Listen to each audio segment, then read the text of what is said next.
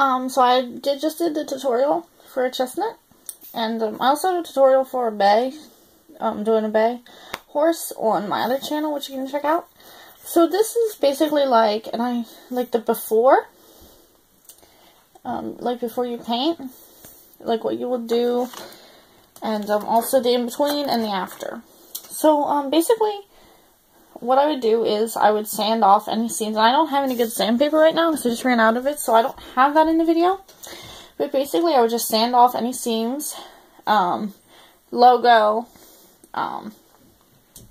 seams, fill in anything. For the Peter, you can sand off Breyer logos. For the Peterson logos that are etched into the leg, you're going to want to fill them with, like, epoxy, anything like that. I heard you can use wood filler. I've never tried that.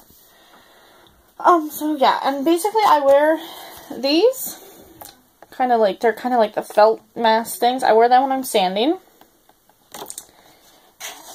And then you're just going to want to wash your horse off. Make sure he's not sitting in water, because he'll get water inside of him from the pinhole if he's a Breyer.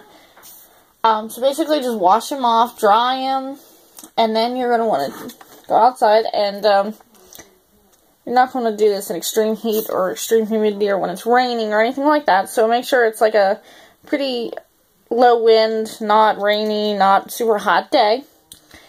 And you're going to want to spray this. I usually use Rust-Oleum's Painter's Touch, but I ran out of that and I didn't have time to go to the AC Moore where they sell that. They also sell it at Michael's. So I got this stuff at Lowe's. It's not the greatest, but it's workable for right now. But so, just a white, gray, black primer, whatever. Depends on, red. They have a reddish color too. You just want to spray this in a thin layer. And then don't spray all at once. Spray in a thin layer. And then kind of go back over it like after a couple of minutes until the horse is covered. And you might want to let them dry in between layers, depending on, how the horse is. And always hold the horse, like, pretty far out away from you, like this, and spray directly at the horse, and make sure you're not spraying into the wind, because, but I do recommend Rust-Oleum's Painter's Touch over this one. And I use this mask while I spray, so that I don't get lung cancer. I'm just kidding. But, this fits, like, over your head, and it fits behind your head, and it does not actually as bad as it looks to wear, but on a hot day, you will really sweat under it, and it really helps. It really helps, because I used to spray with that one, and I would get, like, really short of breath and all that stuff, and, yeah, it wasn't pleasant. So, after you do your acrylic base coat and all that, and you have your first layer of pastel on, you're going to want to seal the first layer of pastels before the second, and I use Tester's Dull Coat in Dull Coat. It's like a matte. It's not the shiny stuff. And you can get this at AC Moore or Michael's. I think they might have it at Michael's in the model car section. And it only comes in this little can. So, you're constantly having to buy it. Unless you're doing minis, and then it's not so bad. And I usually let this dry for a couple of hours before I put the next pastel layer on and spray it again. And this is also what I use for the final layer of sealer. And I usually let that dry, like, for a while. Like, I usually let it dry for at least a day or two after, like, the final layer. And I usually then go back and paint their tails and then spray it again on their tail. But make sure that if you're going to a show and you're finishing a horse for a show, make sure you leave yourself a couple of days in between the sealer and the packing, because it will, if you pack a horse, the bubble wrap will stick to it, and you don't want that to happen. So if you're going to a show and you're doing a horse, make sure, that. Oh, and also I forgot, I wear gloves, like the surgical, doctory kind. This is only one. I don't know where the other one is. I have another pair.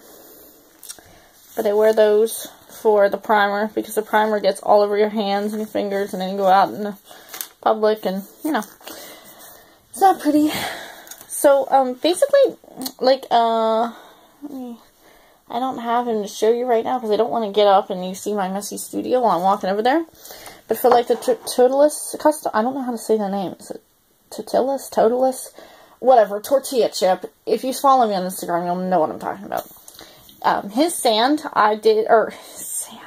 his stand, his clear plastic disc, I actually, I sanded it, which means that I put glue, I watered down glue, I brushed it on, and then before it dried, I sprinkled, like, real sand, actually, this stuff,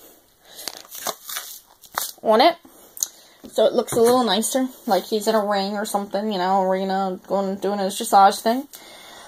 So, basically, but you have to seal that, because otherwise the sand will crumble off, and it's a mess.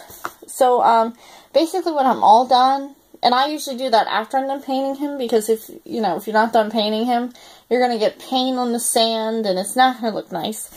So after I'm all done painting him, and I'm all done with his tail, I usually lay that horse to the side, if they need the stand, which, I mean, if they have a stand, they obviously do. So I lay him somewhere, like on a clean cloth or something, so he's not going to get rubbed or anything. And I take the stand out, and I usually spray it in this high gloss finish, and you can get any brand for this. But, so yeah, if you have a horse that has a finished stand like that, then you want to be able to seal it somehow.